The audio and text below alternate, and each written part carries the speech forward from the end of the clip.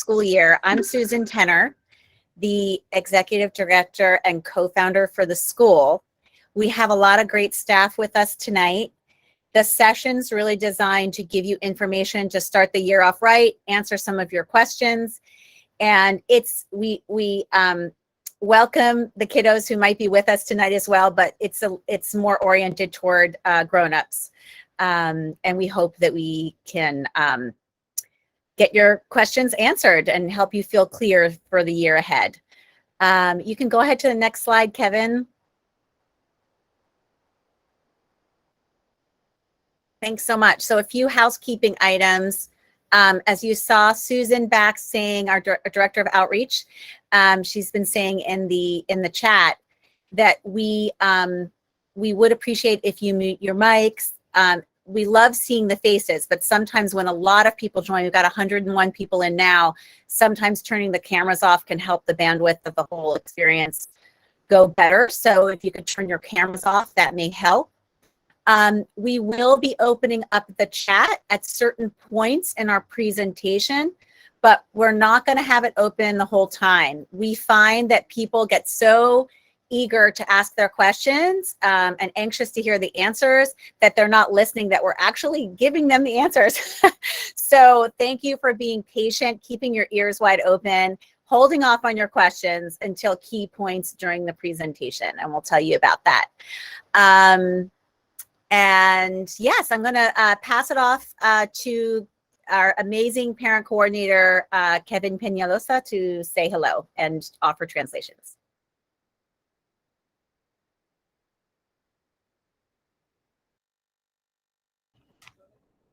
Hello, everybody. Good afternoon. As Ms. Susan Tenner said, I'm the family coordinator, Kevin Peñalosa. I just want to introduce myself. I'll be your point of contact and your resource throughout the school year to support you in any way that I can. If I can't support you in one fashion, I will find someone who will. But I'm just letting everybody know I'm a resource for you to be in contact with and to support you with throughout the school year and throughout your other years as you continue on through the years. For our Spanish-speaking families, buenas noches. Mi nombre es Kevin Peñalosa. Yo soy el coordinador de familias de Bugs. Yo seré su punto de contacto durante este año escolar. Seré su apoyo en cualquier forma que usted necesite. Si no encuentro el recurso que usted necesite para este año escolar, buscaré a alguien que le ayudará. Pero si tiene alguna pregunta, me puede preguntar y voy a poner mi información de contacto en el chat. If anybody has any questions, I'll put my contact information in the chat. Thank you so much and enjoy. Yes, and you can see Kevin's email and phone number there as well up on the slide. I'd say advice number one is don't ignore Kevin's amazing emails, because they're chock full of information that will help you throughout your years here at Bugs. So Kevin is your very helpful guide and resource. Don't know who to go to, go to Kevin. Yes, and the website. Go to the website. Exactly. Go to the website. There's so much great stuff on there. So we really want you to check that out first.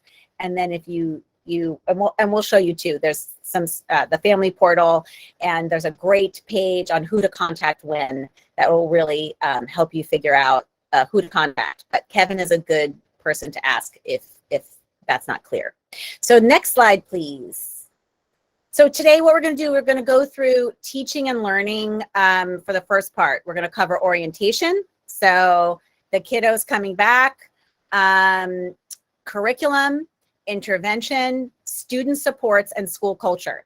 We've got our assistant principals. We've got Principal Winnett is here, of course, our assistant principals, our director of inclusion, all sorts of folks, our dean of school culture, to help you so that you know them and you know what lays ahead. Then we're going to open up the chat for a little bit to get your more academic questions answered. And then we're going to have to move on in the interest of time to the part two, which is nuts and bolts. We're going to cover the COVID policies, the school day overview, some of the logistics, the tech, the events, and then we'll have another Q&A at the end. So that's our plan for today and tonight. Thanks again for being here. Our vision for 22-23 is really to use Bugs' unique sustainability approach our co-teaching models, and particularly to lean into standards-based teaching and grading this year as a means of addressing our students' diverse needs. We know that our kids coming through the pandemic with their grit and resilience have also, there are some developmental delays. There's different anxieties and different things that they're holding, and that we are here to really help them develop academically, to socially, really create that strong sense of belonging to community, and particularly for our new students in 6th grade, or a few of our new 7th graders that are coming in, that they feel a sense of belonging to Bugs. And we do this by really leaning into our sustainability approach with our service learning projects and our curriculum and work in the school, which you'll hear about. So we're focusing again on that. Diversity, equity, inclusion is a big part of the sustainability lens that we have around the intersections of people, profit, and planet, or environment, equity, and economy. So we will really be focusing on communication with our students around their academic performance. You'll be hearing about standards-based grading a little bit throughout the year, and that is really a great way to communicate with kids and families about how your kids are really doing on their achievement of standards. That's next generation standards and sustainability standards. So we can go to the next slide, and I can pass things off to Wynette. Great. So Wynette, Good evening, yes. Yeah, Great. Can you hear me? You sound great. Yeah, I'm here. Okay, fabulous. Kevin, you went a little too far. Thank you. So I'm just going to tell you who our team is, our leadership team, and the people joining us here tonight, and who you will be hearing from. And then we'll move on in the slides, and you will actually meet them when they are presenting to you. So the people joining us, Susan told you a little bit, are Kanisha Maxwell, our assistant principal for humanities, that's ELA, and social studies. Our assistant principal, Christine Ghaznawi, who is supervising STEAM, that is science, technology, or enrichment classes, or arts, and math.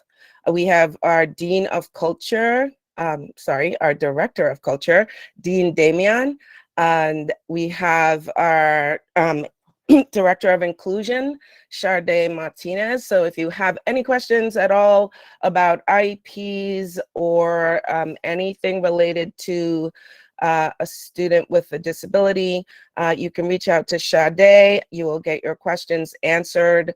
And we have our Sustainability Program Manager, Laura Carlin, who a lot of you actually see a lot more than the rest of us, because she's always busy engaging with families around sustainability throughout the school year. And she'll tell you a little bit about what that all entails here tonight.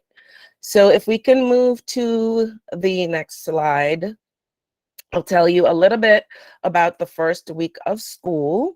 And again, our school schedule for the first week is 8:05 to 1 p.m. It is a half day every day for students. It is our student orientation. It begins on Monday, August 29th for 6th graders, and on Tuesday, August 30th for 7th and 8th graders, and everybody. So we're all there. Everybody's there on the 30th, but just 6th grade on Monday.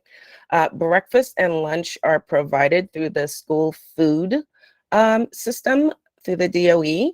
So students can bring their own lunch, or they can have lunch in the cafeteria during orientation.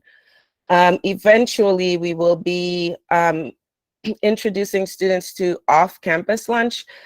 For the first week, Dean Damian can tell you a little bit more about what the schedule is for that, and the plan for when it starts and all of that. But for orientation, I believe, and please correct me, Damian, students will be having lunch on campus. So this is what you can expect. Students will engage in team building and all this fun stuff that Damian will tell you more about later on. Next slide, please, Kevin. And here he is to give you the orientation overview, Director of School Culture, Dean Damian. Hello, good afternoon or evening, everybody. I am Dean Damian, Director of School Culture. We are very excited about orientation coming up this year. I'm working very closely with a number of people to make sure that it gives the students exactly what they need in order to feel a little bit more comfortable coming back to school and feeling successful for this school year. A lot of what happens, can you hear me? Okay. So a lot of what happens during student orientation is some team building. So they will have an opportunity to meet with their advisory class and then in their cohort. So from advisory, they go into their cohorts. So they get an opportunity to build teams with advisory, their cohort, and their teachers. We give them a lot of strategies on how to be successful, setting up their notebooks and getting comfortable in different content area classes. They also have an opportunity to get to know one another. There's a lot of opportunities to socialize through classrooms, and then we build in a couple other things, social activities throughout. And then we also have an opportunity to get to know your students. The teachers do take this time seriously as far as to getting to know the students and hearing from them on how they like to learn, what is it that they want to learn, and some of the things that they do want to experience in the classrooms. So we're looking forward to orientation coming up. It is a half day, like Lynette said, they'll get out at 1 p.m. But we have a lot packed into those half days for that week. We're still working out some of the final details of what those are, but we're looking forward to them, and we hope that the students will have a good time. Next slide.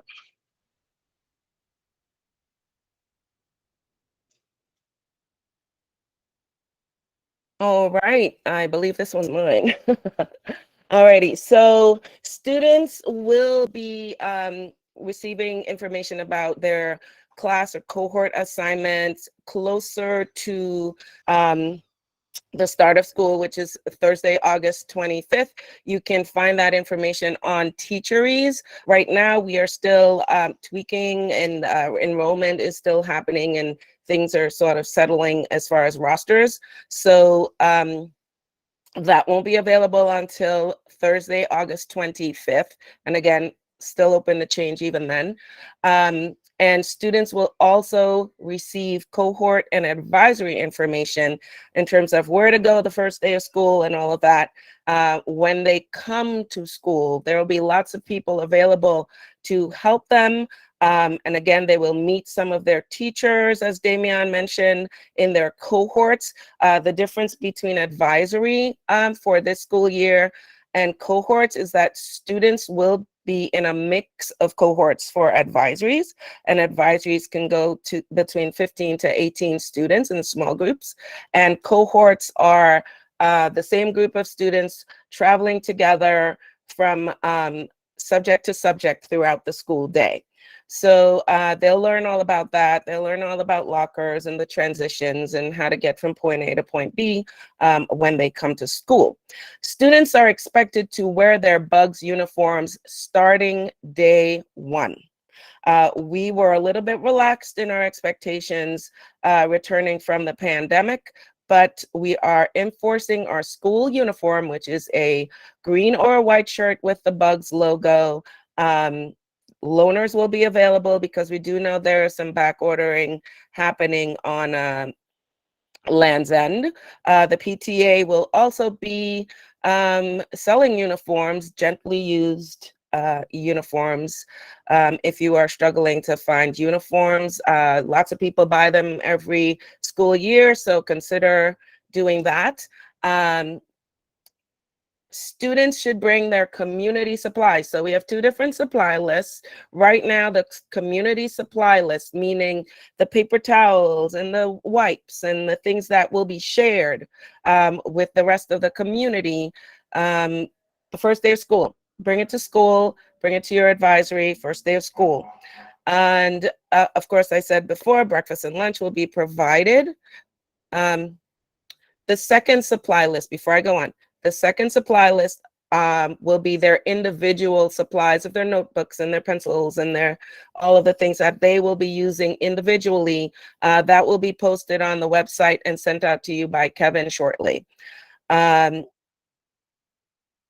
again, our team will be outside to welcome the students, to guide them and direct them the first day of school to where, and this is specifically a little bit for 6th grade, since this is new to the 6th graders and any new 7th and 8th graders coming to Bugs.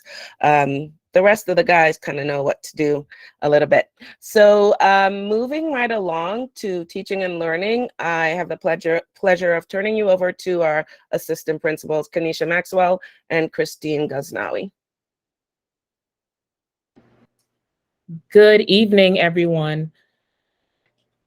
It is a pleasure to join you tonight, and we want to say thank you for joining us. We know that it is still a summer day, and everyone is trying feverishly to get the last little bits of summer out. So we really appreciate you joining us here. So we want to make sure that we give you all the important information. And as Kevin stated earlier, if there are things that you wanted to know that you do not find out tonight, please do reach out to us so that we can give you further information. Tonight is a very concise opportunity to hear about all the great things that's happening at Bugs. So we want to start by highlighting what makes Bugs unique and special, why you joined this school out of all the other middle schools that are here. So I wanted to talk a little bit about our reading and writing curriculum, which is adapted from the Teachers College Workshop.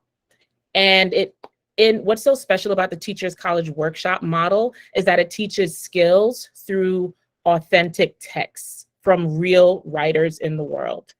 And our social studies and science curriculum is teacher created and designed, and it's aligned to the New York State standards. Excuse me, our social studies and science curriculum, just to be clear.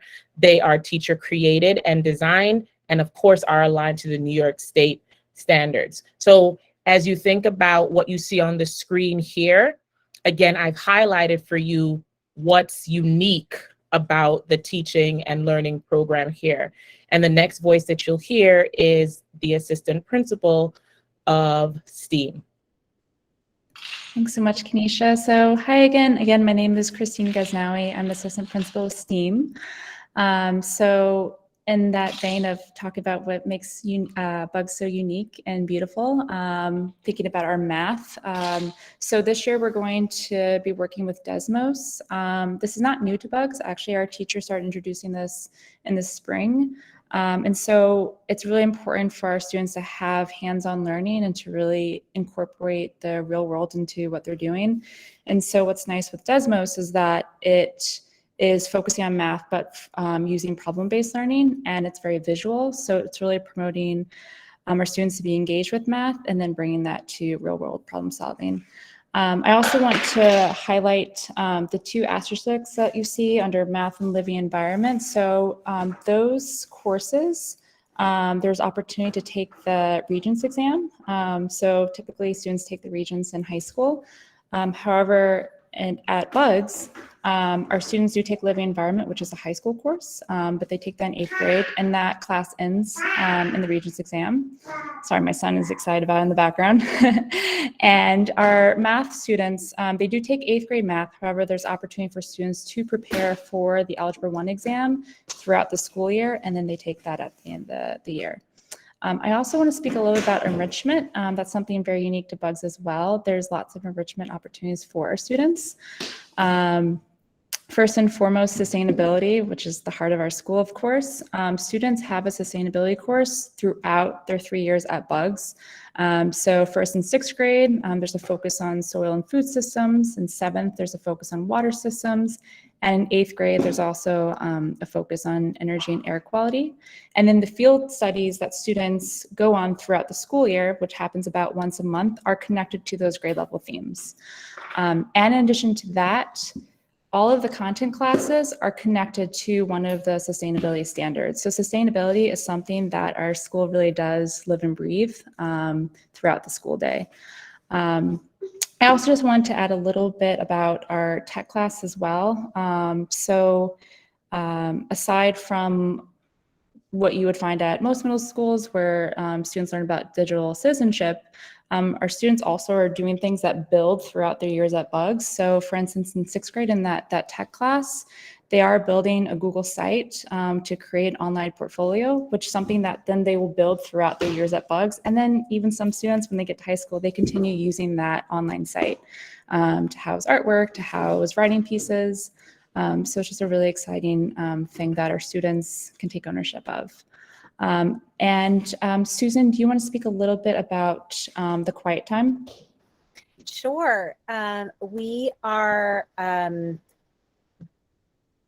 bringing back more our quiet time mindfulness classes as part of advisory. We had a little hiatus through the pandemic, and also with the David Lynch Foundation, who was our initial quiet time partner, no longer doing school-based programs. So we kept it going a little bit during the pandemic, but now we are coming back full force with our new partner, Mind Up, the Goldie Hawn Foundation, and we thank our staff and families who also helped us with that research for our new partner, and look forward to this new adventure with quiet time. We know that that's a skill. The mindfulness and self-regulation skills and self-awareness are such a big part of what our kids need, particularly through adolescence and through the pandemic.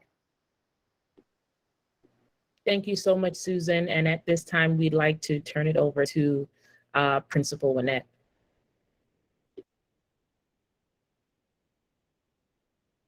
Thank you.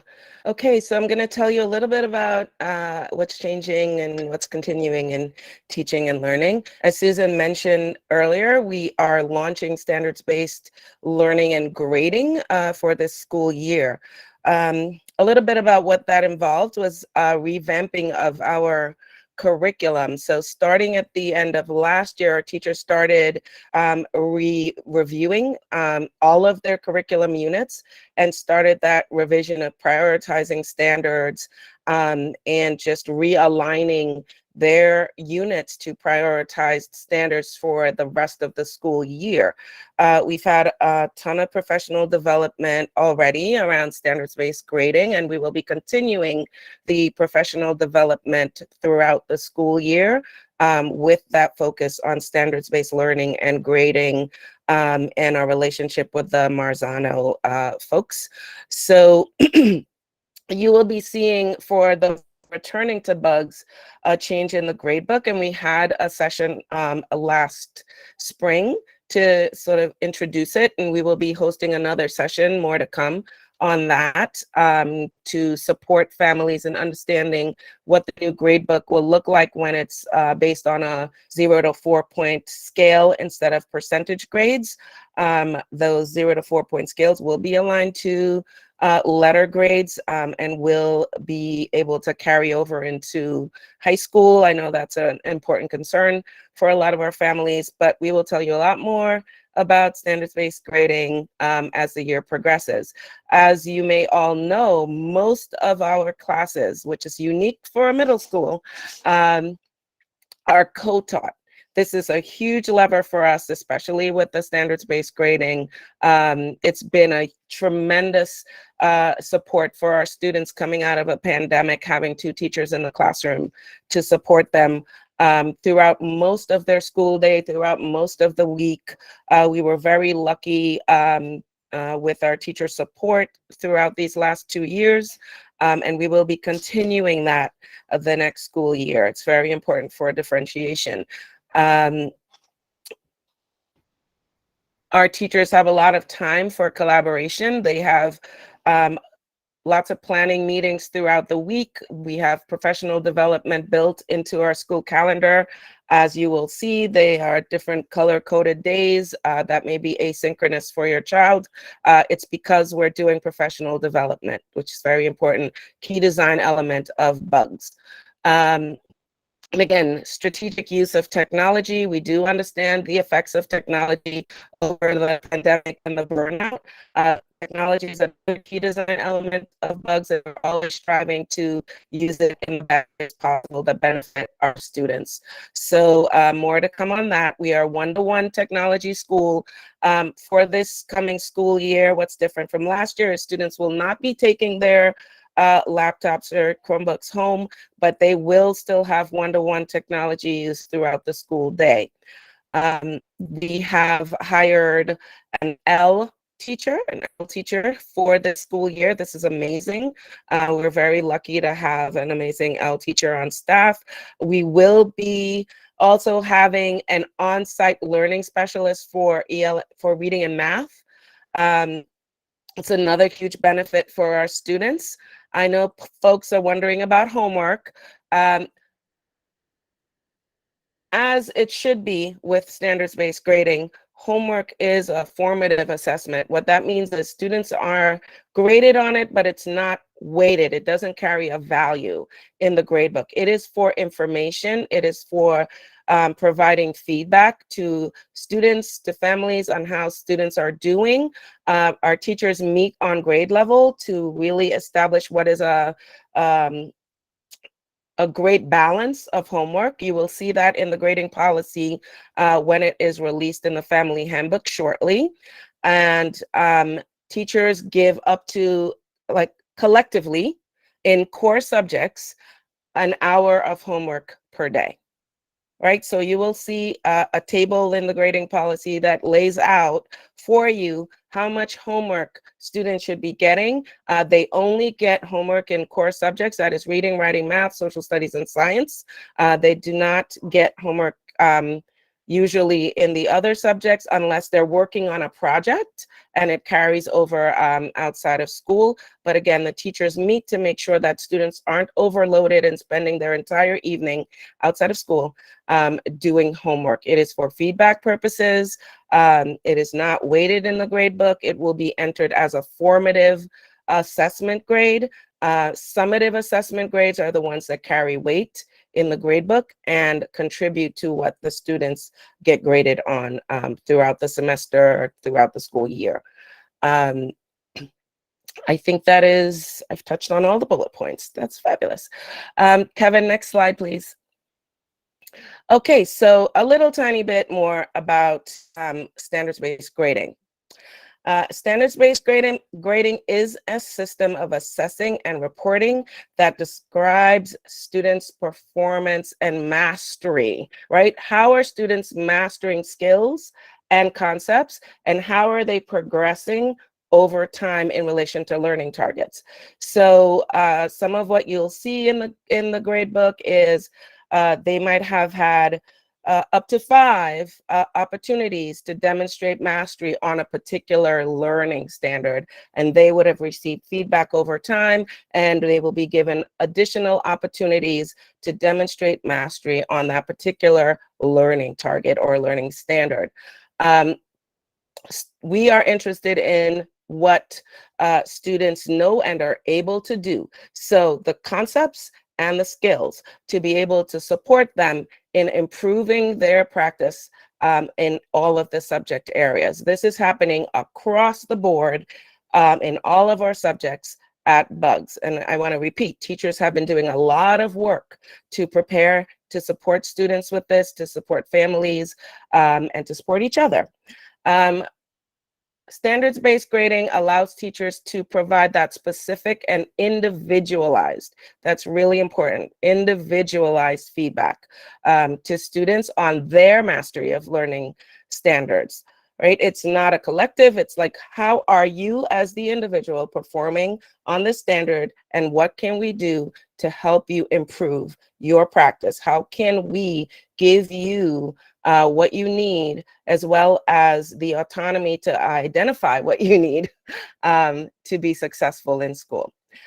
So this is what we are offering.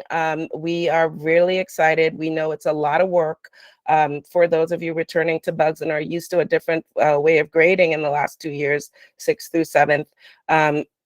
It will take some getting used to, but a little hint, it's very similar to what you were doing in elementary school. So for sixth graders, you might be used to some of this already, and it's not going to be such a huge change for you. All right, next slide, please, Kevin. Can I interject for 2 seconds about? Thank you. Yes. Just as Principal Winnett mentioned, the PowerPoint is on our website. This is going to be posted as well on our website, but I just wanted to just show you real quickly what it looks like when you click on the link. This is what it will look like, and you'll see announcements, and my family newsletter will be there. So just for everybody to know where it looks like and how it's in our family corner section. So just wanted to point it out. That's it. Thank you. Right. So as Christine and Kanisha mentioned, sustainability is a huge part of Bugs. It is our foundation. It's what we live for. So I want to turn you over to our sustainability program manager to tell you a little bit more about what that looks like. Hi, everybody. Good evening again. And so excited to be here with you in our year 10. And it's my year 10 too. So I'm very excited to have been at Bugs throughout its history, and now to have 2 of my own children at Bugs is really important and meaningful to me. So thank you for being here, and it's great to, I guess, see all your names. And I look forward to meeting you all in person soon. So I'm going to expand a little bit on what Christine had mentioned. I'm going to keep it brief, though, because there's going to be more information to come on curriculum night and through emails. But you know, along with integrating our sustainability standards throughout the entire school, field study and outdoor learning are super important, because a big part of our mission and vision is to really provide students with hands-on, real-world situations and problem solving. And we're really fortunate to live in a very dynamic, interesting city that's making a lot of steps towards sustainability and also has a lot of challenges. So it's a perfect classroom and outdoor classroom for us to use and be able to take advantage of. So as Christina mentioned, and I think Winnett did also, every month we have a field study day embedded in our calendar. And there's only a couple months where that isn't the case, because we have big breaks, and so it doesn't work out so well to have field study on those months.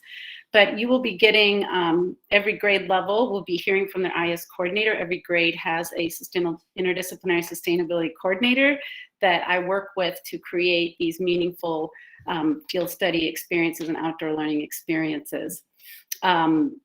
You will be getting an email from them listing out what the sites are. You'll get an opportunity to give permission ahead of time, since we have all the dates set, to give permission for the students to go on those field study sites. And then every month we'll update you about what the site is, what our goal is, and give you more information about what the students will be doing. And then also in our sustainability classes specifically, we really have a goal to get the students outdoors on campus, in our outdoor classroom on campus, in our gardens, using the building also as a form of classroom and educational opportunity for them to think about the building, what resources it uses, how it works, and what they can do to maybe improve, or what are ideas for design improvements on the building. So we really try to utilize everything that we have in our local community too, as a real world problem-solving experience. I think that's all I have to say about that for now. And like I said, there'll be more information to come on curriculum night and through emails from your sustainability coordinator for your grade level. So be looking out for those. And I will turn it over to Dean Damian for our next slide. Thank you, Laura. So I'm going to talk to you a bit about student supports and school culture. And that is what I like to believe is at the heartbeat of a lot of the things that we do to help our students. We know that we have them at a very unique time in their lives, and it's only 3 years. And believe it or not, it goes so quickly. I work in the Office of Student Affairs, and we are able to see the students from 6th grade when they come in really nervous and scared and unsure, to 8th grade when they're ready to go on to high school and they know the ins and outs of middle school. But that journey in between is really what we hone in on and focus on during that time. So I've listed a couple bullets here that really echo or mirror our school values. Is what we want our students to experience and feel while they're here. So we want them to believe that they are valued for who they are and their unique voice that they bring to the community. A sense of school pride and belongingness to the Buds community, understanding how they connect and where they fit in there. Of course, we want our students to feel safe emotionally and physically in order to learn. And that involves a little bit of risk taking that's safe and developmentally appropriate, and exploration as they go through these 6th, 7th, and 8th grade years. And of course, we want our students to learn and grow as they journey through middle school, as they reach for their high school years and beyond. So that involves, hiccups and mistakes and learning and all of those things that we understand that will happen. So we do build in the time for our students to make some mistakes and learn from them. And we build in time for them to learn from those as well. And we have a lot of things in place to help that. So starting with student orientation, that is where they learn what the values are and who they're striving to be and who we want them to be and who we will model as adults for them to be as well. The counselors do workshops and they push into classrooms and cohorts. They have individual check-ins as well. Our advisory program is where they'll have a space to talk about some of those topics that maybe not okay for the whole group, but a smaller group. And the advisor is really that point person for the kids on that first beginning of the school day. We use restorative practices when students do make mistakes and help them feel connected to the community. So a myriad of practices that we do use there. Our house system is actually, I'm excited about that. It is a healthy way for our students to interact with one another. So if you think of the Harry Potter houses, kind of, where one house will have grade 6, 7, and 8 in it. So our students have an opportunity to interact across grade levels. Our teachers are also in the house system. So we try to come up with healthy challenges to encourage each other to do the right thing. The mindful technique, students spoke a little bit about Mind Up. But we use that also when students need a breather. They need a moment. Maybe it's not the mind up time or the mindful moment, but we do use that throughout the school day. And we try to teach our students how they can empower themselves to use those techniques. We also have a lot of student leadership and student club opportunities. We do school-wide celebrations and events. And lastly, but not leastly, we have incentives and trips that help build the school culture, motivate students to, stay on track and do the right thing, and socialize and build those connections. This is a few of those things. I probably could talk about it all day long. So if you have any questions about school culture, I'm your person. My name is Dean Damian, and you can just email me. Thank you.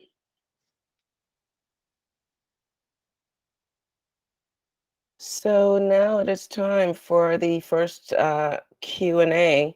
And I know that some of the questions were answered in the chat. So Susan, if you want to toss out any questions that were not answered or that require us to answer them. There have been several questions about how cohorts are determined. So I don't know if you want to speak to that. And then another one just came in about, could you please say more about school trips? Okay, Sure. So cohorts, because all of our core classes are generally ICT, that plays a huge part in how our cohorts are created, because we are mandated to have a certain number of students with disabilities in each cohort if we have them enrolled. We also take into consideration other demographic information about students, such as free and reduced price lunch or economically disadvantaged, race and ethnicity, student performance we look at as well as we are creating cohorts. I feel like I'm missing something. Oh, yes. English language learners. IEP status. IEP status, accommodations that come with those IEP status is really important, because we want to make sure that our classes and the ability to function, the students' ability to function with each other in those classes, all of those things are taken into consideration to have a diverse group of kids who can work well together. In 6th grade, it's a little harder since we don't know them, but we do our best to take all of those things that are necessary for us to take into consideration. Friendships, we try our best to consider. We aren't always able to support that but we try our best to consider where students, especially in sixth grade, are coming from when we are creating the classes. And again, we do our best. We aren't able to take family requests, but we do listen to what you share with us about your students and their needs, and take that under advisement as well. Damian, do you want to speak to trips, and Laura a little bit? Sure. I can speak to trips. So some of the trips, that's one example of a school trip. An end of the year trip would be one example that's the freshest in my mind from June, where at the end of the year they take grade level trips. 8th grade went to Six Flags. We've done Brooklyn Bridge Park. So each grade level has their own end of the year type trip or celebration. We also may do some field trips that reinforce some of the learning that they're doing during the school year. We also have field study trips, and I'll let Laura talk about that a bit at this time. Okay, thanks for that question. And sorry I didn't say more during my session, but I wanted to leave time for questions. So thank you for asking that. So we have a themes for each grade, as Christine had mentioned. So 6th grade, it's food systems and green spaces. And so focus of the trips for 6th grade will be like urban, innovative urban farms, such as City Growers, also parks that have innovative sustainable design. And so we'll go and travel to possibly, like last year we went to Brooklyn Bridge Park, and they learned about how the park was designed to support storm surge and other ways that it had, that other sustainable design features that it had. We're still formulating, because last year we weren't really able to travel until about April, and so we're still forming the plan for this year, but we have a lot of ideas on the table, and I'm waiting for all the teachers to come back to really set those sites, but we'll get that information out to you as soon as possible. If for those 7th grade parents who are here, 7th grade focuses on water systems, and so we'll have a lot of trips that go to different waterways. Gowanus Canal is one that we study about the history of it and the work that's being done to remediate that park and how it impacts the communities that live around it. We'll also go to a wastewater treatment facility, which is not the most beautiful place to go visit, but it's super important for students to understand that aspect of our water system. So in 8th grade, it's energy and air quality. And so we'll look to see how we design our city in LEED certified green buildings. We'll visit them and learn how they're designed to support energy efficiency and cleaner air, cleaner air. So more to come about that. I hope that helps you to understand a little bit more about it. If you have more specific questions, I'm more than happy to answer it in the chat. Yes, and I saw a question about the length of the day for our field study days are full school days. Our trip days are usually full school days. And the days that are half days are on, just so you know where to go find it, on the school calendar. Most of them are student orientation and the end of the school year when we have like Regents exams happening and other things going on. So all of that will become clearer closer to when they're happening usually, but look at the school calendar. It's the best place to find out what days are half days or what days are asynchronous and so on. Susan? I'm going to jump in really quickly because I know that there was a question about online behaviors and how students can advocate for themselves when they're having a difficult moment with student behaviors. So throughout the school year, we do teach the students how to advocate for themselves and who they can go to when they're having a hard time. Some of those examples are their advisor, starting with their advisor. I always tell students to talk to any adult in the building that they feel safe or comfortable or that's present when those things are happening. All of our staff, I make sure that they're trained or they know how to respond or get the students to the help that they need. I'm the DASA coordinator, which is Dignity for All Students, meaning any part of their identity or safety that they're feeling away, I am that point person. So on our website, we actually have a form that any student or family member could fill out on behalf of their child or student when those things are happening. So We'll make sure that you have that information to be able to access that. But again, throughout the school year, the counselors are working to push into the classes this year and teach students how to safely advocate for themselves. And in certain situations, that's one of the things I know that we work on. We have school-wide assemblies where they learn how to, or who to go to when these things are happening. So if it is something online and it impacts their emotional or physical safety, they do let us know. They can reach out to us in the evenings. We've had students who G-chat me at 6 p.m. to say, hey, this is happening right now. What do I do? How do I handle it?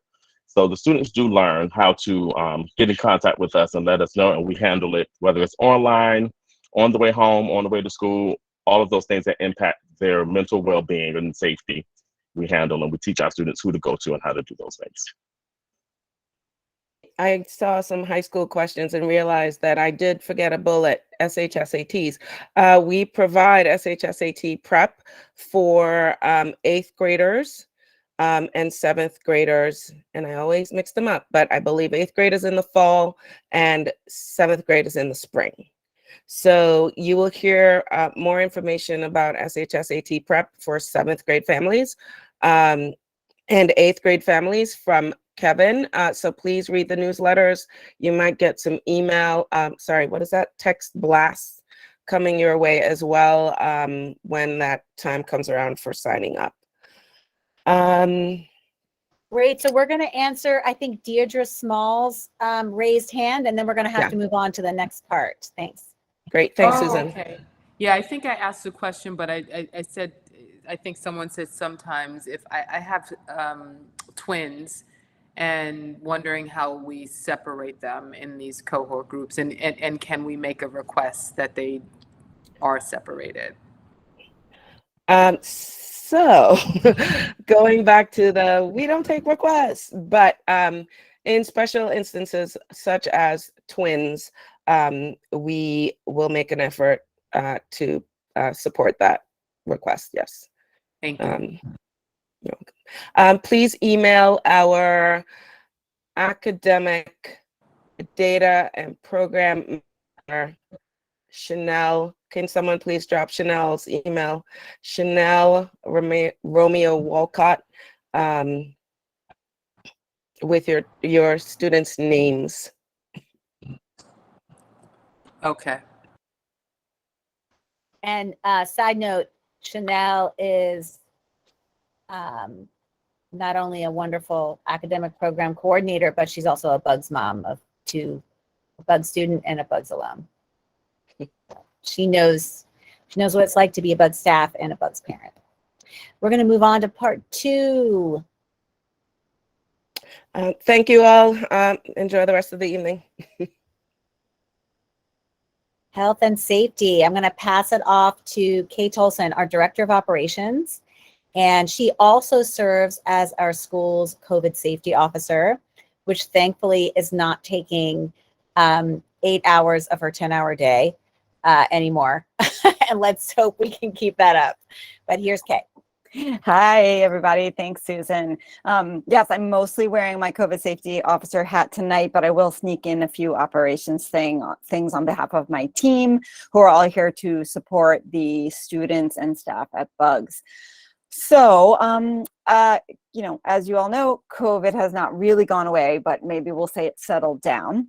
As I was building the slide deck last week, the wording I put in was that we're still waiting on guidance. And then lo and behold, the CDC put out new guidance, and much to my pleasant surprise, the DOE was right on their heels. So they just came out with new guidance yesterday. So I luckily didn't have to hustle and update too much because, as I expected, there aren't any radical changes to the recommendations or what's going on. The DOE you can find on their public website what their policy is doing. And just to clarify, although we are a New York City public school, we are not a Department of Ed school. We're a charter school. So we are required to follow rules that the state hands down to us. The DOE, we do generally align ourselves with them, especially with regards to COVID. We are in a co-located building with 2 other DOE schools. And so in almost every case, we are aligned with them.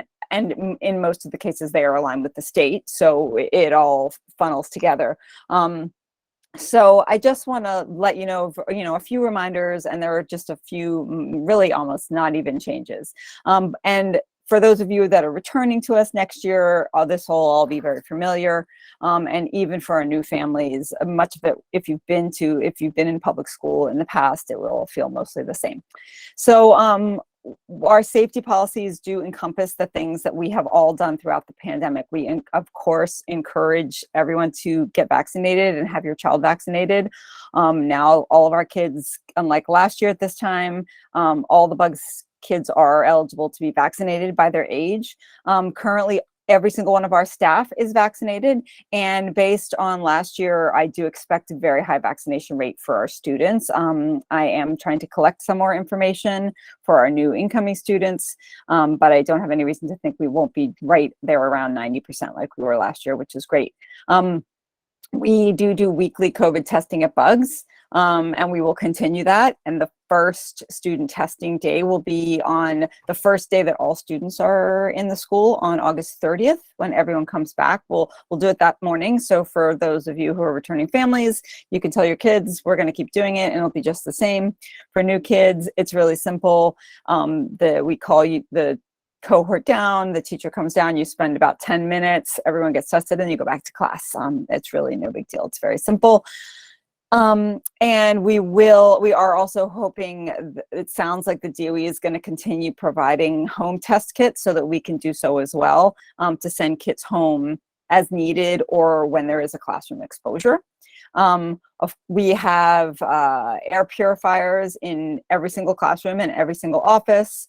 We have been teaching and will continue to teach good hand hygiene. We luckily we're in an older building that has windows that open, and so we will keep them open pretty much all year round with modifications for cold weather. But to encourage that ventilation and air purification where we can. Masks will be available to all student, staff, and visitors all the time. And I just wanted to put that as a COVID safety officer, if you have a COVID question for me, or your child has COVID or is feeling sick and you need to let me know, you can email me at covid@bugsbrooklyn.org.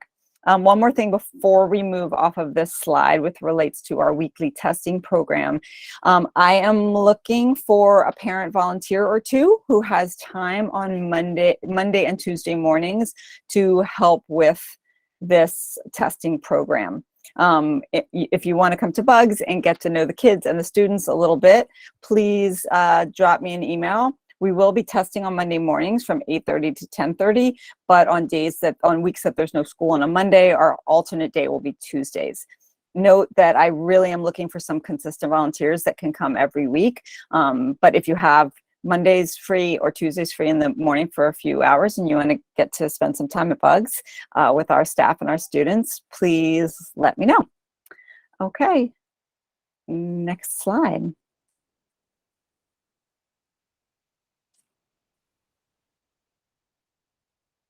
All right, this is a pretty quick one. Again, there really are not any changes to what the New York City has been doing and what schools have been doing. Individuals who have been exposed do not need to stay home as long as they don't have symptoms. And again, if there's a classroom exposure, we'll send test kits home so that your child can test at home, but still keep coming to school. But if a person is infected with COVID, they need to stay home for 5 days. And this is regardless of their vaccination status or anything else. And wear a mask for the 5 days after that through day 10. And as always, we work with the Department of Health and what's called the DOE Situation Room to monitor these cases and report those properly. So again, if your student is sick, please test them immediately. Please ask them to wear a mask. And of course, if they have COVID, let me know right away. Okay, that's it for that one. Next slide, please. I just wanted to touch briefly on the fact that, you know, it's not only COVID that's infectious. And so I want us to start to widen things back out and have some strategies to stay healthy in all realms. One of the things that's really important right now is to stay up to date, have your child stay up to date on all their childhood vaccinations. That's even more important now. And for 6th graders, that usually means the Tdap shot. And for 7th grade, that's a meningococcal, and there's another long word that goes with that. But it's a specific shot that's due when the kids start 7th grade. So if you're not sure if your child has gotten that, ask your doctor. If they're going for a checkup or they have a fall birthday, please talk to your healthcare provider about making sure that they stay on top of that and any other shots that may be missing. And of course, get vaccinated if you haven't already. Stay home if you're feeling sick. Even if you just have a sniffle or a little cough, take a test and, you know, consider whether you or your child should stay home. Wash your hands properly, cough into your elbow, wear a mask if you're not feeling well. And that is even if you know it's not COVID, right? There are other infectious diseases. We're coming back into flu season soon. So just keep that in mind. And if you even think you might have COVID, take a test. And when I say you, I mean yourself, your family members, and of course the student. We can always send home tests if you need them. Most people these days do have them. They're pretty readily available, but we're happy to send them home if you are low. So just keep these other strategies in mind. We want your kids to stay healthy with regards to all of their physical beings, and not just with regards to only COVID.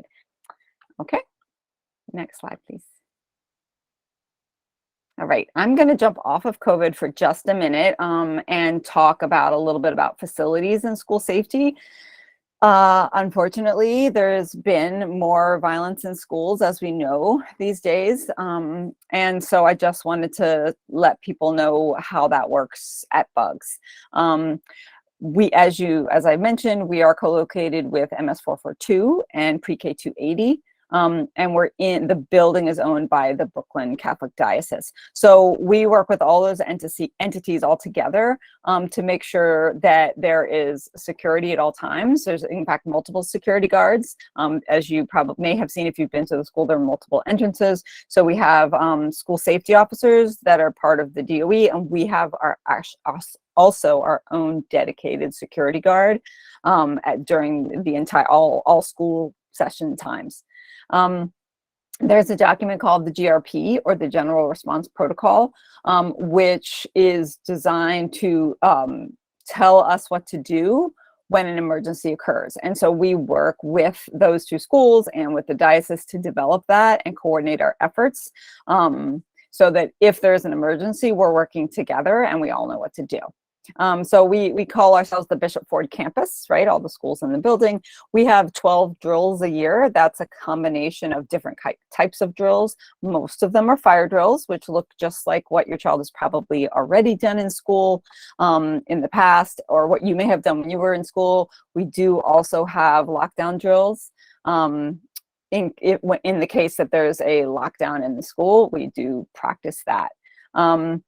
If we do have an actual emergency or another kind of response that we need to have, a shelter in place, for example, we will notify you as soon as we can.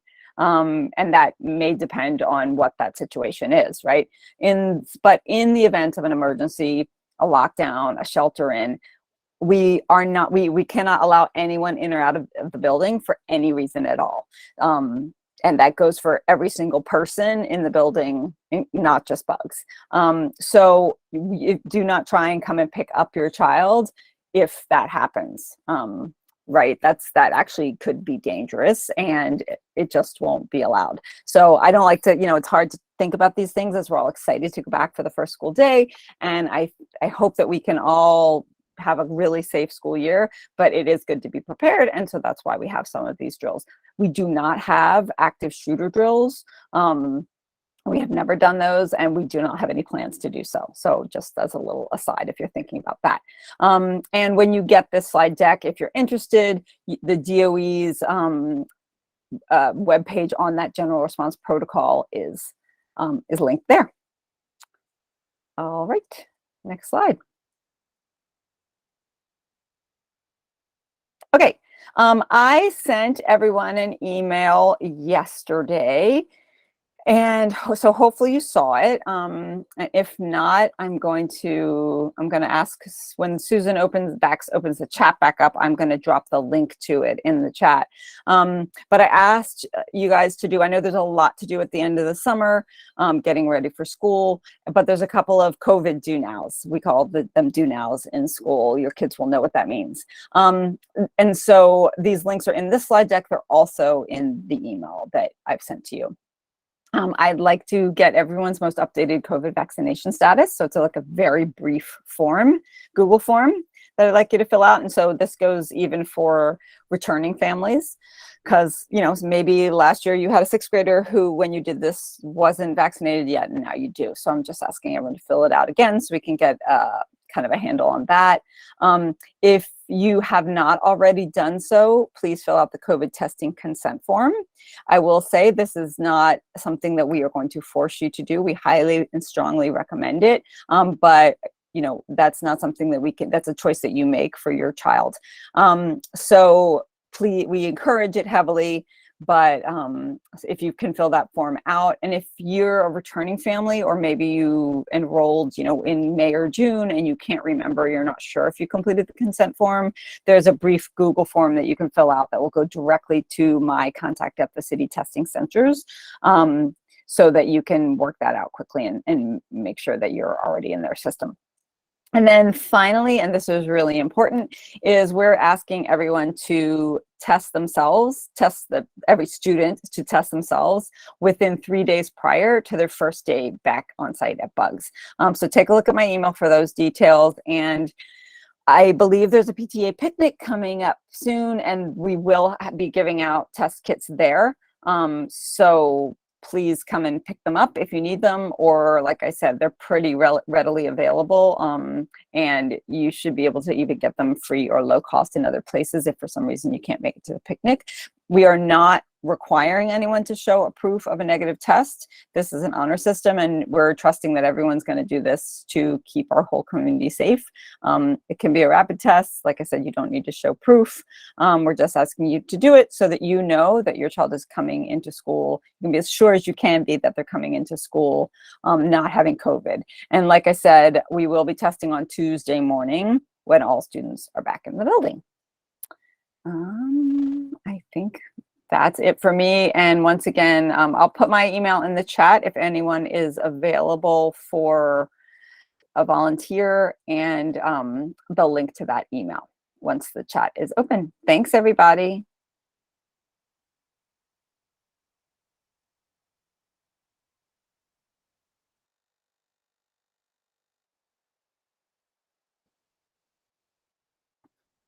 All right, we are going to go through the nuts and bolts a little bit.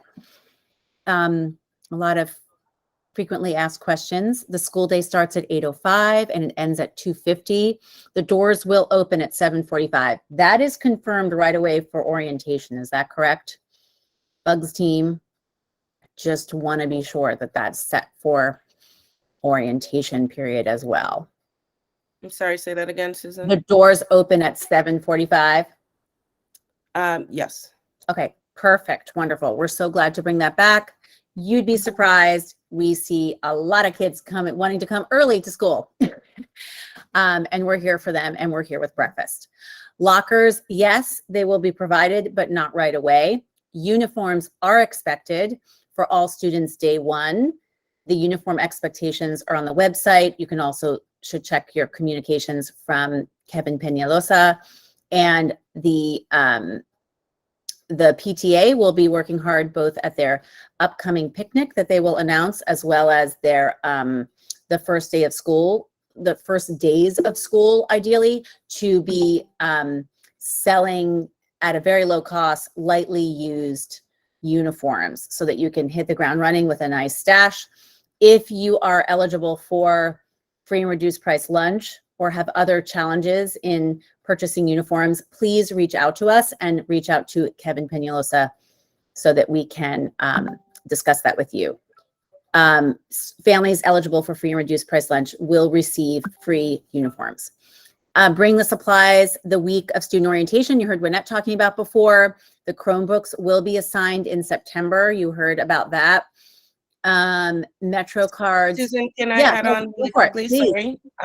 Sorry. If you are not in possession of a laptop, the tech team will be sending out a survey to find out how we can support families with technology. So stay tuned for that. And please open all of your emails, because we really want to make sure that all of the students are successful once they leave the building as well as in it. So that was that.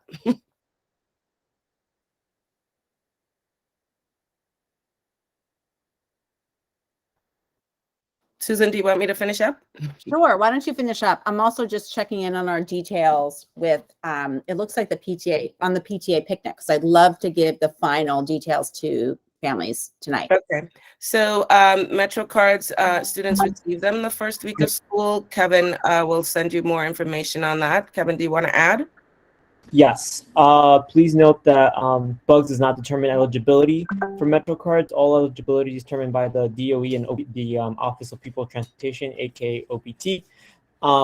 So if students who will get Metro cards that first week of school, it just depends when the shipment comes through, but and also it might not work right away, but you'll hear from me later on by next week on details about the Metro cards and anything else you might need to know about Metro cards. And that's it. Thank you. All right. So off-campus lunch privileges will begin September, October. It's staggered for 6th, 7th, and 8th grade, and more information will come from the OSA. You will receive a permission slip asking you to give permission for your student to go off campus for lunch. Rosters, as I said earlier in the night, will be finalized and published by August 25th. You'll be able to access them on Teacheries. We do have a full-time nurse in the school building. So if your child gets ill, first response is to send them to the nurse, who then reaches out to you and lets you know what's required after that. Real quick with off-campus lunch, I think I saw this question somewhere, and I don't know if it's explained anywhere, but we do have staff members staggered along Prospect Park West for student safety during off-campus lunch privileges. So when it does roll out and begin, we have staff members who will have a lunch duty post or whatever along to answer questions, make sure students are doing the right thing, and make sure that they get back to the building safely. Thanks, Lynette. Sorry. Also, Damian, do you want to touch on the ability to purchase lunch if students do start using technology? Yes, no? Wait. Here we go. There it is. Next slide. It's on the next slide. I'm touching on this slide. Yes. Yes. All right. So we have updated and modified our cell phone policy. And this is just based on our findings in the building, some data that we've collected. Also, a lot of research was done on best practices for middle grades in particular, just across the country within education. So for them to better be able to focus throughout the day, we are going to collect the cell phones in the morning, and they will get them back at the end of the day. So that means that during lunch and recess, they won't have access to their phones either. All other technologies such as games or watches and things should be put in their locker throughout the day. And this does help with focus. This helps with social emotional connections. What we found, what we definitely saw in our building was during lunch, students had their phones and they may be all sitting at the same table and they would be silent, not interacting. So we do want to work on those social skills for our students, and we have a couple of days where we plan activities and things during lunch. So we really want the students to learn those social skills. So for the immediate foreseeable school days, we're collecting phones. We have a whole process where they give their phone and they get their Chromebook for the day. And at the end of the day, when they give their Chromebook back, they get their phones and they'll be locked in a case all day long. There's only a few people in the building that have the keys. Several people have them, but they're not just laying around. So all those belongings will be safe in that way. Did I touch on everything with that? I believe you did. Oh, So yeah, personal. you need to reach out to your child. I'm sorry, the ahead. bolded one I didn't say. We do understand that things will arise, and we all like to feel comfortable and know that our loved ones are safe. We ask that you contact the main office throughout the school day if there's an emergency. I have a work cell phone number. You're always able to reach out to me via text message or phone call if there's an emergency or you need to get a hold of your child. We can make sure that they step out and have that phone call or text message with you. Great. And just to reiterate, personal laptops and tablets are not allowed in class. We do not use them. We provide the Chromebooks. As stated before, they will get their Chromebooks in September. And there will be a survey coming out. Just a reminder, there will be a survey coming out to find out how we can support students at home if they do not have a laptop or any other device to be able to do homework on. I believe that is all for this slide.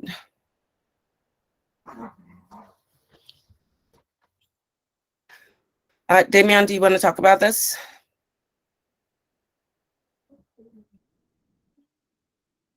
Or Kay, anyone?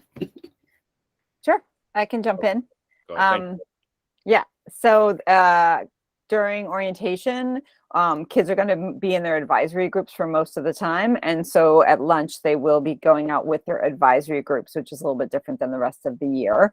And then we will be rolling out off-campus lunch privileges, as I think was mentioned earlier and in the chat. We're going to do it grade by grade. We're going to start with the 8th graders. They're, a little bit older. They've been doing this for a little bit more time. And then 7th and then 6th grade will all join by October. I think we need to, you'll hear more about this, and certainly your kids will hear more about this from the Office of Student Affairs and our Dean team. But we're establishing routines and procedures first.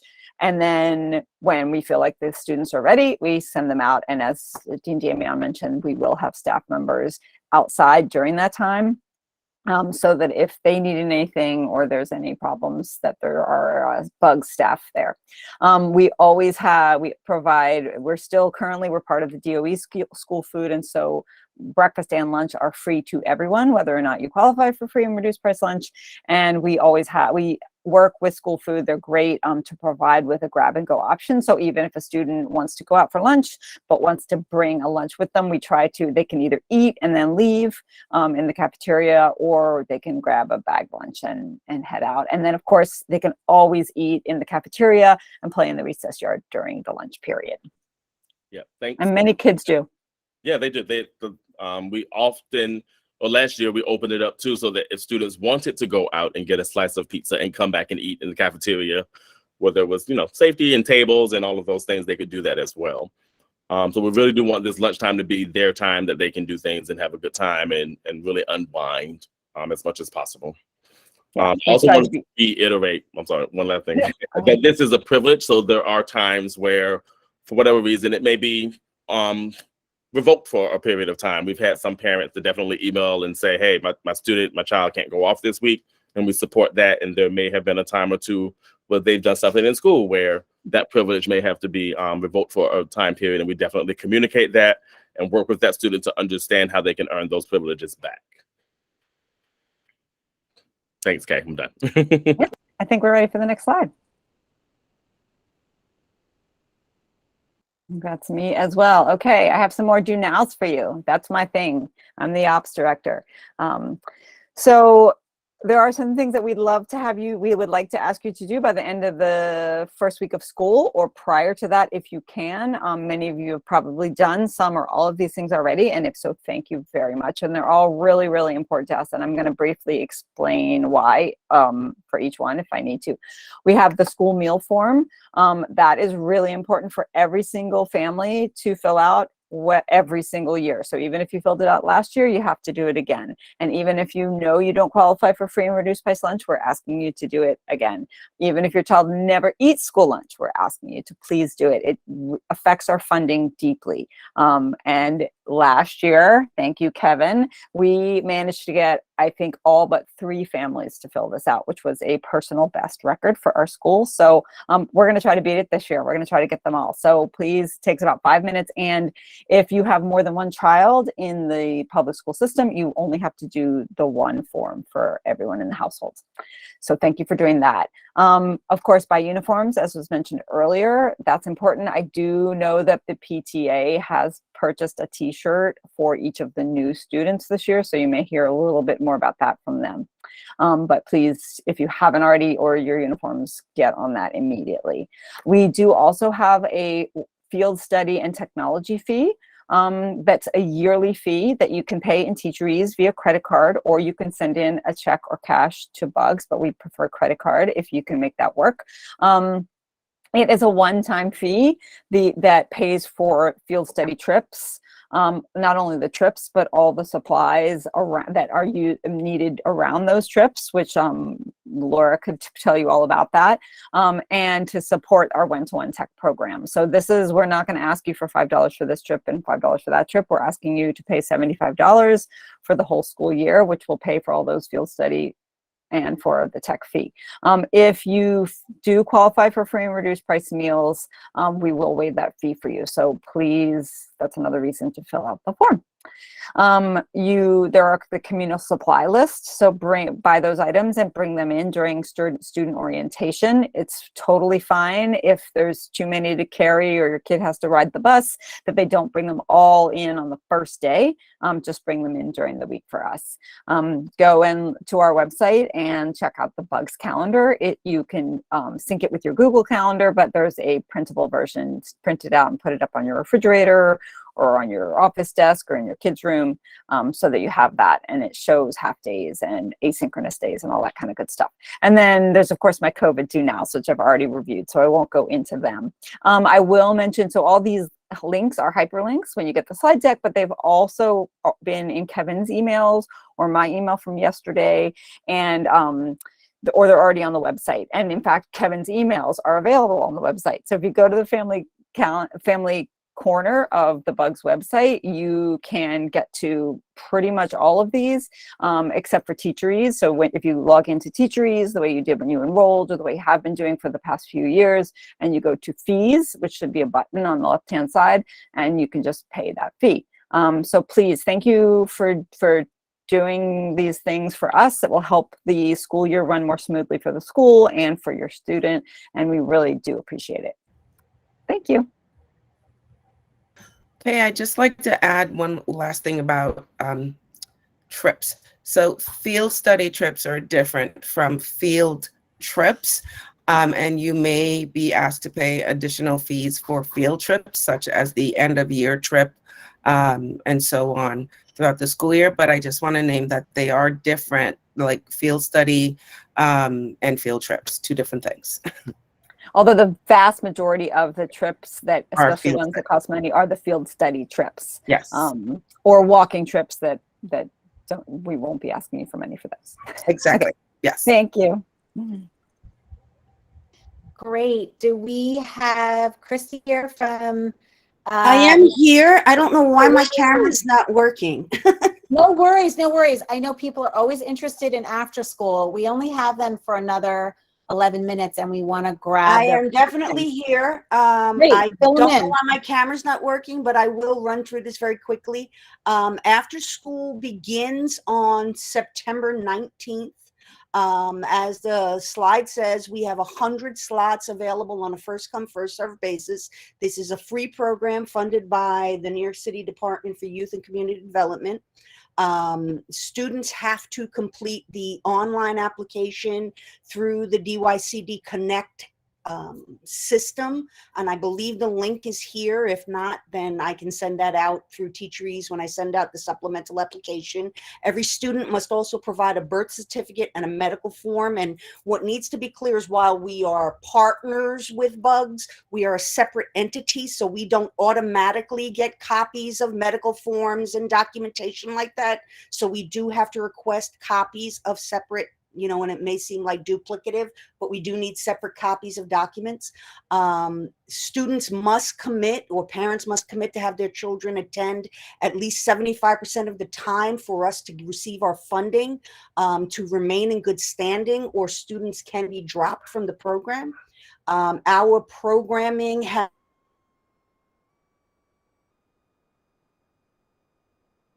hubs and scheduling, because I am technically still assigned to a summer site because the summer programming that DYCD is running has not completed. It's still running until Friday, which is why I apologize. It's been crazy for me to get back to some of the parents who have been emailing me about the summer, but I don't know how many staff members I'm getting back for the falls, which is why I can't finalize my schedule.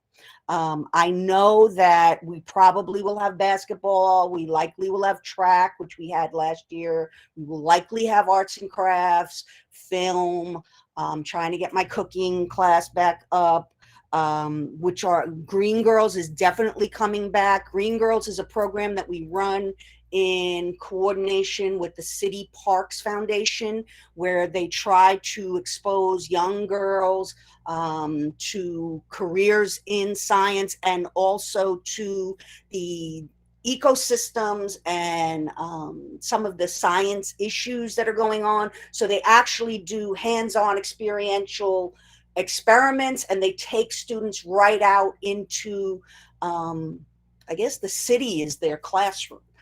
So it's not even class, but it's like experiments, and they go out to around the city to study living environmental issues.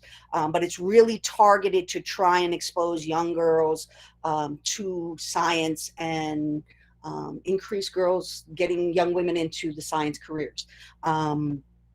So we're really excited that it's only a certain number of schools that Green Girls partners with, and we are one of the few schools that have been selected. And so we're really excited that they'll be coming back. We do have leadership development, STEM, and social emotional learning workshops that we do with your children. We provide academic support, study hall, homework help. We have a certified school teacher who comes in. I'm pretty sure I've been able to get her back at least twice a week. Our program runs from 2:50 to 5:45, although dismissal can begin about 5:30. We are trying to open on some of the holidays that the school is closed. We're going to open the building up and provide services for parents, because we know that you guys are working, and we want to be able to be there. We know we're trying to be there for you guys. And on the half days that Bugs closes early, we can't do it every day, but on most of them, we try to open once the program begins, from 1 to 4 on some of those half days. When Bugs closes at 1 o'clock, we try to open up and provide services for parents from 1 to 4. I will be back at Bugs at some point during the week of August 29th. I will be running I have to schedule it with my supervisor and my staff, info/orientation sessions during the weeks of September 5th and September 12th, virtual and face-to-face, for parents and students, because we want them to know what the classes are and the schedule, and we should be able to finalize the schedule by the week of the 29th. And like I said, the week of the 19th after school begins. I don't know. I want to make sure that we have time for questions, so I don't want to continue to just go on. So yeah, my number, that's my cell phone number. I have it. I do turn it off at a certain point, but I can get emails at afterschool@bugsbrooklyn.org. And yeah, my name is Christy Velasco, and I'm happy to serve the children and work with Bugs and all of the parents here.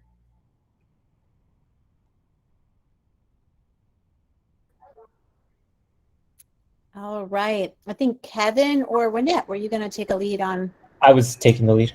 Oh, perfect. Thanks, Kevin.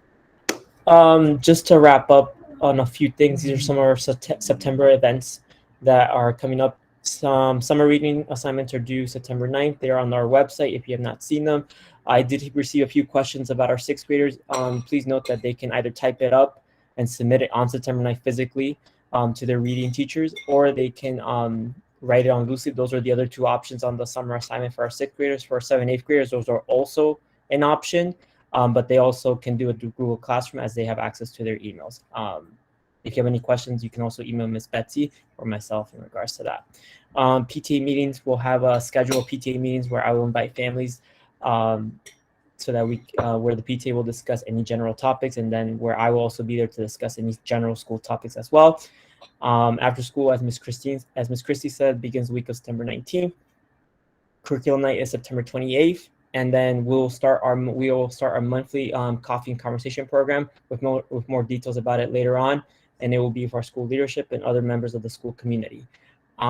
Always please look out for our family newsletter, which is the one I write. It's on our website on the Family Corner, and always check the family calendar for update. There is one that can be printed, but also there is a Google one where you can also sync it to your phone or to your laptop. Please note that also can be updated as well, so please pay attention to both. I think that's it, Susan, on my end. Thank you. Can I quickly mention something about September too? Thank you. Dean Damien and myself are working collaboratively to plan for Hispanic Heritage Month, which will be starting September 15th. And we would love to get parents involved. So if you would like to help support the celebration of Hispanic Heritage Month, whether you have Hispanic roots yourself or whether you would just love to support because you love to celebrate Hispanic heritage, please reach out to, I'll put my email in the chat, so please reach out to me, and we'll also send an email via TeacherEase to procure more volunteers. Thank you so much.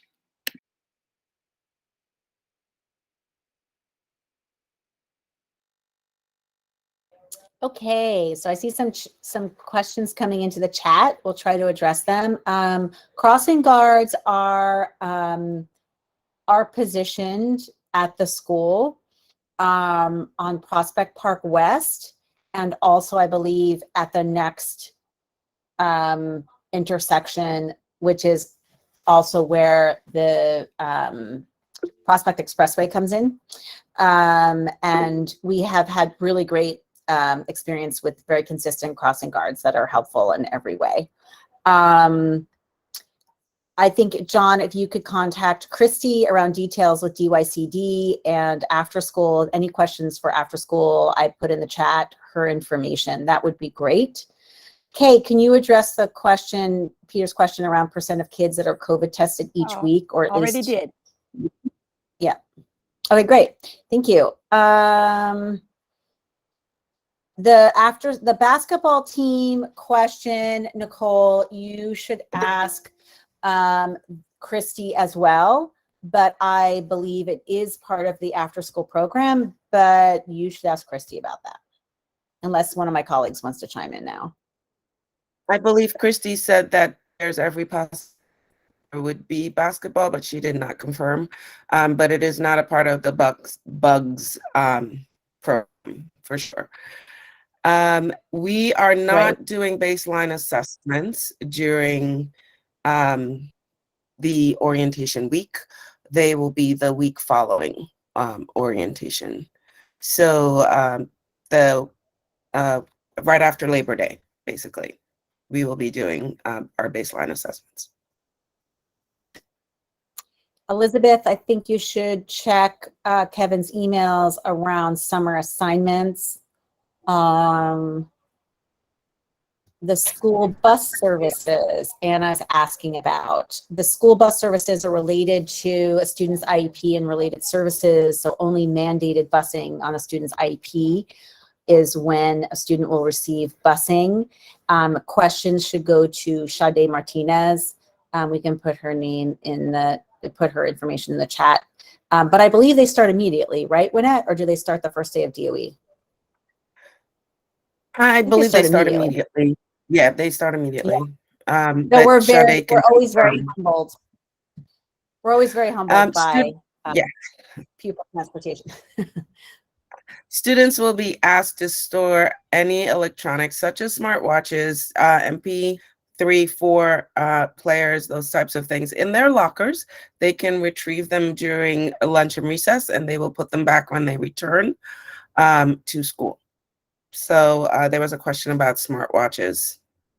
The deans, if there's a concern about off-campus lunch and how students will know when to return to school, the deans have been working on all the routines and procedures to make sure that students are aware and get alerts from the adults outside on the street that it is time to return to school. So we have all of that in mind, and the safety of all of our students in mind as well, so they can be safe.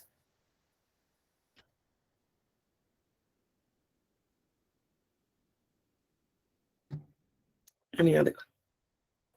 Right. I'd like to, just to answer the question about supply lists. Camino supply lists are on our website as Principal Annette. Subject-based supply lists are coming out this Friday, so just please be on the lookout for my email, and they'll also be posted on the website, just as a heads up. There's a question about students who are self-dismissed. 7th and 8th graders are all self-dismissed. You do not need to give permission, but we will ask for your permission. That will be coming to you shortly as to whether or not your 6th grader should be self-dismissed at the end of the school day. But 7th and 8th graders, they all exit the building. We do not check to see if they are self-dismissed. We do not ask you for permission to self-dismiss them. They are just dismissed. Only 6th graders do we ask for permission. I know Tara's going to jump in here. Thank you for being in the chat, Tara, our amazing PTA president, about the PTA. But we also still have 112, just went to 111. So we might want to announce the exact date for the time for the picnic. It looks like we have confirmed it for the Thursday, the 25th. Is that correct, everybody? Any objections? The 25th, I'm not sure of the timing that you had, Tara, but it sounds great on our end. A weeknight where the most people can attend, ideally, of our families. Okay, great. Thursday, August 25th, 5 to 7, Prospect Park. We will have gently used uniforms for sale. And if you can't make Thursday, August 25th, I will put my email in the chat and email me with your child's size for a t-shirt and or hoodie, and I will pull them because I have an inventory of them. And if there's enough available, I can pull them aside for you and your child can pick it up on the first day of school.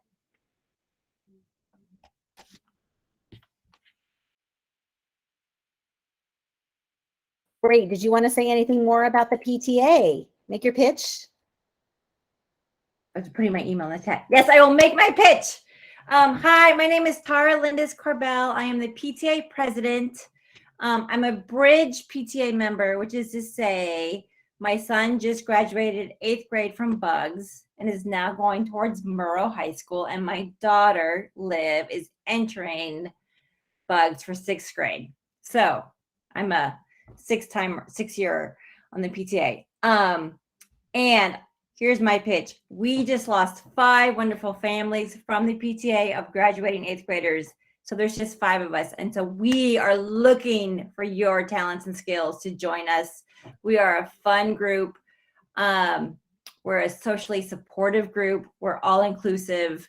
If you just want to be a member at large, it's like the schedule can work for you.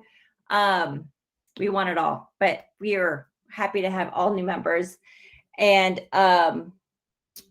we will announce our meeting schedules, and we are starting strong this school year, working with Annalise Chavez, the 8th grade guidance counselor, for supporting 8th grade families in the high school process. Having just gone through myself, I can say you guys need all the support you can get, and we are here to help you. And just stay tuned to all newsletters and emails coming your way. I wanted to answer a question about technology. As Principal Winnett mentioned, and then I serve on the tech team as well. One of my other responsibilities, all students will use a Bugs issued Chromebook. There is no other technology is allowed to be used in the classroom. So students are not allowed to bring it in, anything of that nature, including DOE devices that were issued probably at your previous school. Those are not allowed in the building as well. Thank you. There was a question about turning in smartwatches. I don't really see that there could be an issue with turning in smartwatches, except for the fact that they will not get them back for lunch. So if they want to have them back for lunch, and also in terms of lockers, students should bring in their own locks. That is the expectation, that they bring in a lock, whether it's combination or they have a key, that they can lock their lockers and keep their belongings safe throughout the school day. If they forget their combinations, then the OSA helps them by cutting the locks, but then they'll need to bring in a new one.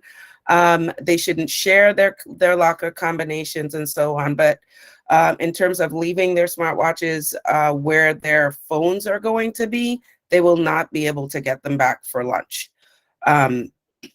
because that is a very busy transition time and it would not work out for them. I feel like a couple of questions in here, maybe they weren't answered around, where is it? They're going so fast, these questions. I know, and I totally goofed, y'all. I'm so sorry. I wrote 9:25. We're always like way ahead of ourselves. It's 8:25 for the family picnic, 8:25. I will repaste that for the valiant 108 of you that are left here, and you will be getting follow-up communication. Sorry. Yes, there was a question about intervention. So for the last school year, we did provide intervention after school for students who need it. We are working out the details of what intervention / office hours will look like for this school year. It typically will not start until a few weeks after our baseline assessments have been completed and we analyze our data to actually see which students need intervention, but we will keep you posted. It is on an individual basis. It's not offered to the entire school. The types of enrichment that we do offer after school comes in the form of SHSAT prep. So all of that you will get from Kevin and also from our Director of Inclusion, Sade Martinez, if your child needs intervention and how it will be provided and for what purpose. So I hope that answers that question. Susan, is there anything that we should respond to that we didn't? I've been scrolling through and I think we've got it all. I mean, I haven't gone all the way to the top, but I've gone pretty far up. All right. We so appreciate everybody. Welcome to Bugs. We're so happy to have you with us. If you have any further questions. Just got a please- question from Christine. If you want to Okay, we'll raise do your hand. Christine, and then we're going to sign off. And if you have any further questions, you can please look at the website. This will be recorded as well, and you can always write Kevin Peñalosa as well. Christine, please share with us your question.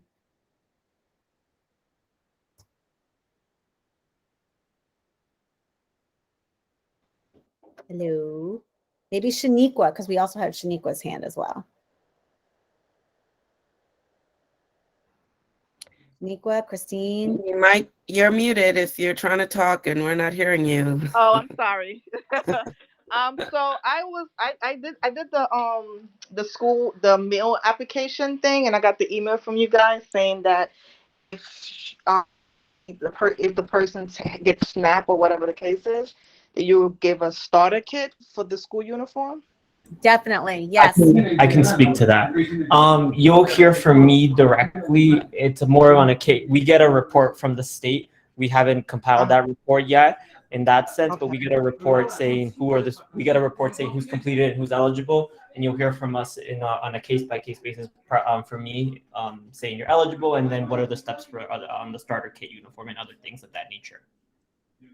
Okay, and the school supplies, it can be brought in that week, right? It doesn't have to be bringing in that exact Monday. Like I can bring it in on a Friday when I'm off. Yes, it can be brought in that week. Doesn't have to be that Monday, but yes, that week the communal supplies have to be.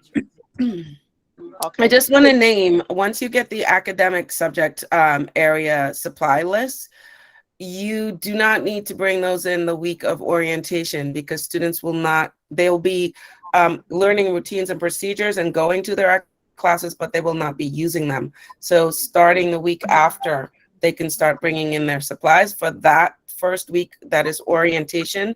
And I just want to remind folks, is not voluntary, it is mandatory. It is the start of the school year. So students should come, but they should bring their communal supplies, not their academic subject area supplies. that Oh, week. so like you mean like the paper towels and the hand sanitizer? Yes. Those are the things that should be in the first week. Okay. Yes. Okay. All right. So you guys don't know, Uh-huh. because my daughter was one of the first graduates of Bugs. Really? She was going there. Yeah. She's Oh, yay! going to college now. Oh, my What? goodness. Who I is hope this? she applied Tell for the us. scholarship this year. Yeah, she was one of the first. She was the first Oh, when you guys first beautiful. opened. So That's when she was awesome. going, when she was going, you guys had gave her the Bugs thing, the Bugs pin to go on the logo. You guys Right. still have that, or? No, but we'll hook you up with uniforms. Don't worry. Okay. All right. All right. Well, we want to thank everybody. Welcome back, Shaniqua. We're really happy to have your family with us. We want to hear more about your daughter. We want to know exactly who this was. All right. Thank you. And we are really happy. I think she said she's gonna come on the first day. Oh, good. With her Well, brother. okay, Yeah. she's an incoming sixth grader. Yeah, then because that's she said she's upset that his school is finishing at 2:30 when she was going to finish like around 4. right. I know. You never know what people want. Longer school days. We Christine, appreciate did you want to all. still ask your question? Sorry, like Christine's still here. I just want to not. Christine, did you still want to ask your question? I think her hand's kind of stuck. Oh, or her okay. knees are stuck. We If you have appreciate- 1 second, and Christy's still here, Christy, can you just tell people who are trying to find the drop down on the DYCD, just let them know what to look for? Sure. You want to go to after school programming on the DYCD Connect page and look for Brooklyn Urban Garden Charter School. So you're not looking for my organization, the Italian American Civil Rights League. You're looking for Bugs. And but then you have to set up, but the link is on the after school page. So it'll take you there. I believe it's there. Yeah, the DYCD Connect form. You're going to look for Brooklyn Urban Garden Charter School. That'll take you to the DYCD Connect page and click on after school programs and then Brooklyn Urban Garden Charter School. And then once you do that, that'll take you to our program. And then you have to, it's not going to let you file an application unless you have a DYCD account. If you've been in the program, if you're a 7th grader or an 8th grader and you've been in after school before, then you just file the application. If you're a new 6th grader, you have to set up a DYCD account. But right now, the DYCD link just opened. So it's not like it's full. If you file the application, you get in there and you'll get an email back saying your application is pending. And then you have to get me the other documents. Which is the copy Medical, of the birth certificate, medical. and I'm going to be emailing out the supplemental application, which is really the permission slips for community walks, the acknowledgement that everybody's got to attend the 75%, an asthma form, or acknowledgement that your kid's got to self-administer asthma, that kind of stuff. It's just technical little details like that. And again, we apologize because we know it's a lot of repeat stuff that you've given Bugs, Exactly. but you're engaging in a different sort of relationship. It's just a with technical ISDOL. thing. Exactly. Right. All right. Well, thank you so much, you hardy 62 folks who are still here. We appreciate you, and everybody. Recording will be on the website. And please keep checking those emails from Kevin Peñalosa. Have a great evening, and here's to 22-23 together and your kids. Can't wait to see them. Bye. Yep. Bye, everyone. Bye.